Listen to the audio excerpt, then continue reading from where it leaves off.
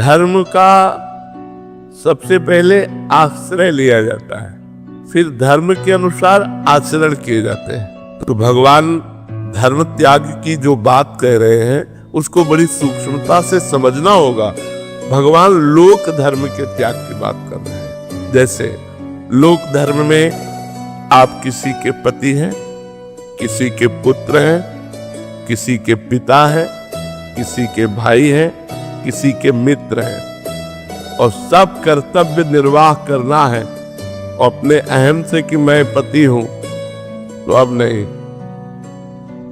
मैं प्रभु का हूं। प्रभु ने मुझे कर्तव्य दिया है कि इसे पत्नी की तरह व्यवहार में, इसे बहन की तरह व्यवहार में, इसे माँ की तरह व्यवहार में, तो मैं कर रहा हूं, लेकिन मैं प्रभु का हूं। मैं इन सब धर्मों के आश्रित नहीं हूं, मैं प्रभु के आश्रित हूं। और ये जो कर्तव्य कर्म कर रहा हूं, ये केवल प्रभु की इच्छा, प्रभु की आज्ञा का पालन करने के लिए, क्योंकि प्रभु ने मुझे गृहस्थ में रखा है। हमारी बात को अच्छे से समझ रहे ना?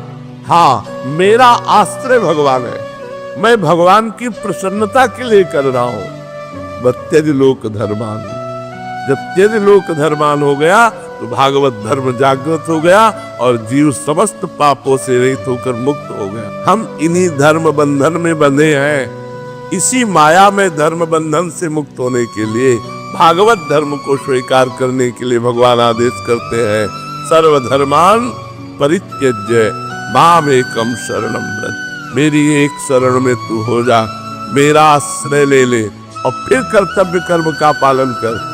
भगवान की जब शरण में अर्जुन जी हो गए तो भगवान ने क्या कराया? कर्तव्य का पालन कराया कि नहीं कराया? वो कह रहे संन्यास लेकर भजन करूंगा, भगवान कह रहे नहीं, यदि तुम मेरी शरण में हो तो मेरे वचनों का पालन करो। माम निस्मर युद्ध च, मेरा स्मरण करते हुए युद्ध करो। तो भगवान ने क्या कराया? धर्म का ही तो पालन कराया। तो हमें क्या करना है? आश्रय भगवान का लेना है और कर्तव्य कर्म समझ करके अपने संबंधों का निर्वाह करते हुए उन सबको भगवान की शरण में समर्पित कर देना। कृष्णार्पणमस्तु, जिससे आपको भगवत प्राप्ति हो जाएगी।